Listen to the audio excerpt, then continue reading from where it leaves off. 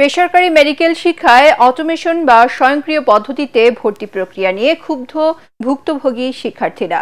এককালীন টাকা দিয়েও পছন্দমতো মেডিকেল কলেজে ভর্তি হতে না পারায় হতাশ তারা। এই প্রক্রিয়ায় এবছর ৩ ধাপে ভর্তি করার ৪ থেকে ৫ মাস পিছিয়ে পড়েছে অনেক শিক্ষার্থী। অথচ বেসরকারি মেডিকেল কলেজে প্রায় ১৫০ আসন এখনো ফাঁকা রয়েছে। মনির হোসেন তপুর রিপোর্ট।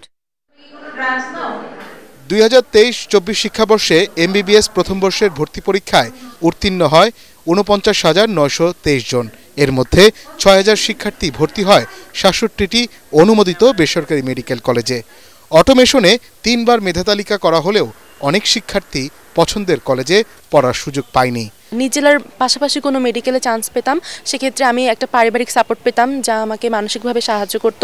যেহেতু মেডিকেলের পড়ালেখা অনেক কঠিন কষ্টসাধ্য, নিজেদের পছন্দ না বা নিজেদের বিরুদ্ধে যে মেডিকেল কলেজ যেটা আমরা কখনো শুনিনি নাম, সেই মেডিকেল কলেজগুলোতে আমাদের চলে আসতেছে। এই জন্য আমরা অনেক সময় মানসিকভাবে ভেঙেও পড়ছি যে আমাদের হাতে অপশন নাই।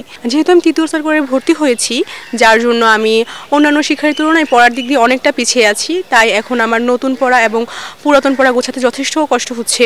বেসরকারি ৪২টি মেডিকেল কলেজে এখনও ১৪২টি আসন ফাঁকা। তবে উত্তীর্ণ শিক্ষার্থীরা কেন ভর্তি হতে পারছেন না? একজন সরকারি মেডিকেল চান্স পাওয়ার পরেও কেন আবার বেসরকারি মেডিকেলে অ্যাপ্লাই করবে? যাতে অন্যরা সুযোগ পায় এবং সুষ্ঠুভাবে সব কিছু প্রসিডিউরগুলো সম্পন্ন করা হয়, তাহলেই ভোগান্তিগুলো কমবে। বিএমডিসি থেকে আমাকে যেখানে পড়তে বলতেছে, সেটা বাড়ির কাছে হোক কোথায় হোক, এটা ওনাদের দেখার নেই। যেখানে বলছে আমার সেখানে বাধ্য করতেছে পড়ার জন্য। কাঙ্ক্ষিত মেডিকেল কলেজে ভর্তি হতে না পারায় অনেকে চিকিৎসা শিক্ষায় না পড়ে অন্যত্র চলে যাচ্ছেন। অটোমেশনের নামে বেসরকারি মেডিকেল খাতকে ধ্বংস করার ষড়যন্ত্র চলছে বলে জানান সংশ্লিষ্টরা।